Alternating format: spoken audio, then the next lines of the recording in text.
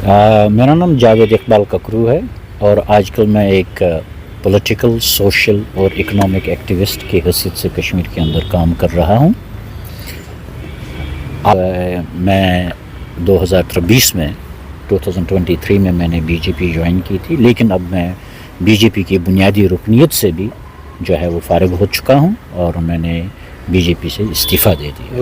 वजूहात देखिए, political parties join करना और पॉलिटिकल पार्टीज़ को छोड़ना जो है, इसकी वजूहात भी होती हैं और वजूहात होती भी नहीं हैं। लेकिन सबसे बड़ी वजह जो बीजेपी को छोड़ने की हुई वो ये हुई कि मैं ये समझता हूँ ज़ाती तौर पर कि मैं वो कुछ नहीं कर पाया जो लोगों की सहूलियत के लिए मैं करना चाहता था। तो जिसकी वजह से मैंने ये महसूस किया कि अगर वो काम ही नहीं आप कर सकते हैं जिनसे एक जनरल पब्लिक को, आम लोगों को कोई राहत और कोई फ़ायदा मिले, उससे बेहतर है कि आप बिल्कुल बावाज़ बुलंद इस बात का एतराफ़ करें कि आप नहीं कर सकते हैं। और वही सबसे बड़ी वजह हुई कि मैंने बीजेपी को छोड़ दिया है कि मैं लोगों की वो खिदमत नहीं कर सका जो मैं करना चाहता था। और दूसरी सबसे बड़ी वजह ये थी कि मैंने बीजेपी इसलिए ज्वाइन की थी कि मोदी जी के नारे को, जो उनका सबसे बड़ा नारा था कि दिल और दिल्ली से दूरी को हम ख़त्म कर लेंगे, मैं ये सोच के बीजेपी में आया था। हालांकि उनकी बहुत सारी ऐसी पॉलिसीज़ हैं जिनके साथ मैं इत्तेफाक भी करता,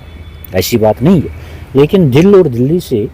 दूरी ख़त्म करने के लिए मैं ये सोच रहा था कि शायद मैं अपना एक रोल अदा कर सकूं जो मैं नहीं कर सका, जिसकी वजह से मैं बीजेपी से मुस्तफ़ी हो गया। देखिए, मैं सबसे बड़ी बात यह है, मेरा तो कोई ऐसा वास्ता आगा रूहुल्लाह साहब के साथ तो नहीं पड़ा है, लेकिन उनके स्टेटमेंट्स और सोशल मीडिया पे जो कुछ भी सामने आ रहा है और नेशनल कॉन्फ्रेंस के हवाले से जो बातें सामने आ रही हैं, मैं ये समझता हूँ कि कश्मीर के अंदर सबसे बड़ी वजह जो है वो एक ट्रस्ट डिफिसिट कायम हो गया है। हम लोग किसी पे भरोसा नहीं कर पा रहे हैं। मैं आप पे भरोसा नहीं कर रहा हूँ, आप मुझ पे भरोसा नहीं कर रहे हैं। एक ट्रस्ट डिफिसिट यहाँ पे जो है ये कायम हो गया, जिसको ख़त्म करने की ज़रूरत है। रहा सवाल आगा रूहुल्लाह का कि वो अपने ही पार्टी के ख़िलाफ़ हो गए हैं, ये वो जाने और उनकी पार्टी जाने, लेकिन मैं बहैसियत एक कश्मीरी के और बहैसियत एक सोशल एक्टिविस्ट के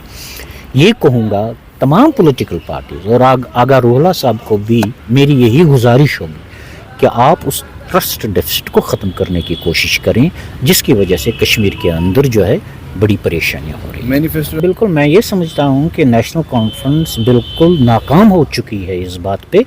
कि उन्होंने जो वादे किए हैं लोगों के साथ, उन वादों को वो पूरा नहीं कर सके। और देखिए, मैं आपको एक बात ये बताता हूँ, आजकल की पॉलिटिक्स वो पॉलिटिक्स नहीं रही है जहाँ पे इंफॉर्मेशन आप तक पहुँचने के लिए महीने लगते थे। अभी आपने कोई फ़ैसला ही नहीं किया होता है तो इन्फॉर्मेशन जनरल पब्लिक तक पहुंच जाती है। आजकल दुनिया इतनी सुकड़ गई है। लेकिन सवाल ये पैदा होता है कि नेशनल कॉन्फ्रेंस वादा करने के बाद भी अपने वादे पूरे न करें तो लोगों ने उसको एक जवाब दे दिया, जिसकी आपको बड़गाम की उसमें लोगों ने फ़ैसला दे दिया कि हमें नेशनल कॉन्फ्रेंस की ज़रूरत नहीं है। और मैं समझता हूँ कि जहाँ पे आपकी इज़्ज़त नहीं है, अगर आप काम नहीं कर सकते हैं तो क्या फ़ायदा है आपको वहाँ पे रहने का। मैंने अभी आपसे कहा कि मैं ये समझ गया कि मैं बीजेपी के अंदर लोगों के हित में काम नहीं कर सकता हूँ और वहाँ पे रहना मेरे लिए कोई अच्छी बात नहीं है। तो क्या वजह है कि अगर आप काम नहीं कर सकते हैं, बिल्कुल आप ऑनेस्ट बनिए और कहिए मैं नहीं कर सकता, किसी और को करने दे दीजिए।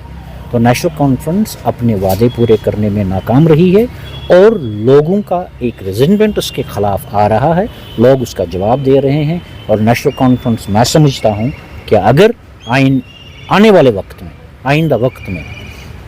लोगों के लिए काम नहीं करेगी तो मैं समझता हूँ कि उसकी हालत और बुरी हो सकती है। सबसे बड़ी बात यह है कि नीट का जो एक इदारा है ये पूरे ऑल इंडिया लेवल पे हो रहा है और इसी नीट को क्वालिफाई करने के बाद बच्चे जाते हैं। अब उन बच्चों में कोई हिंदू है, कोई मुसलमान है, कोई सिख है, इसमें भेदभाव नहीं करना चाहिए। माता ये वैष्णो देवी का जो ये एक बवाल खड़ा हो गया है, मैं समझता हूँ कि the people who are at the helm of affairs, जो इस बात को सोचते हैं, समझते हैं कि इनको ये चीज़ ख़त्म करनी चाहिए, उनको کو دیکھنا چاہیے کہ آنے والے وقت میں اگر کسی کے مذہبی جذبات مجروح ہو جاتے ہیں وہ دیکھیں، لیکن نیٹ کوالیفائی کرنے کے بعد، اور جہاں تک میری انفارمیشن ہے ماتا ویشنو دیوی کا جو کانسٹیٹیوشن ہے اس میں کسی جگہ بھی اس بات کا ذکر نہیں ہے کہ یہاں پہ مسلمان بچے یا کسی اور اقلیتی فرقے کے بچے پڑھ نہیں سکتے ہیں، یہ تو ان کے کانسٹیٹیوشن میں ہے ہی نہیں۔ اور تعلیم کے میدان میں بھید بھاؤ کرنا یہ کوئی اچھی بات نہیں ہے۔ آپ دیکھ لیجئے غلام شاہ بادشاہ جو یونیورسٹی ہے، اگر وہی بھید بھاؤ وہاں پہ ہو جائے تو اس طرح کے حرکات و سکنات سے، اس طرح کے باتیں کرنے سے میں یہ سمجھتا ہوں کہ وہ لوگ جو ہندوستان کو کمزور کرنا چاہتے ہیں وہ اس میں ان کا ہاتھ بٹا رہے ہیں۔ ہندوستان ایک خوبصورت ملک ہے، سارے جہاں سے اچھا ہندوستان ہمارا، ہم بلبلیں ہیں اس کے، یہ گلستان ہمارا۔ اگر ہم ان بلبلوں کو، ان گلوں کو اس گلستان میں رہنے نہیں دیں گے، بھید بھاؤ کر لیں گے، تو ہم اس ہندوستان کو کس طرح سے خوبصورت بنا سکتے ہیں۔ آخر میں کیونکہ آپ نے بڑی اچھی بات کہی ہے، جیسے میں نے گزارش کی ہے، میری گرومنگ جو ہوئی ہے تقریباً 30-35 سال سے، یہ گرومنگ میری یورپین کنٹریز میں ہوئی ہے، لیکن اپنے وطن سے پیار مجھے واپس یہاں پہ کھینچ لایا ہے۔ اور میں یہ سمجھتا ہوں وہاں پہ بھی میں پولیٹکس میں برابر حصہ لیتا رہا، وہاں پہ بھی میں سوشل ایکٹیوزم کرتا رہا، وہاں پہ بھی میں اکنامک ایکٹیوزم کرتا رہا۔ یہاں پہ جو ہے میں یہ سمجھتا ہوں کہ ایک ٹرانسپیرنسی کی ضرورت ہے، ایک ٹرسٹ کی ضرورت ہے، اور جس دن مجھے یہ یقین ہو جائے گا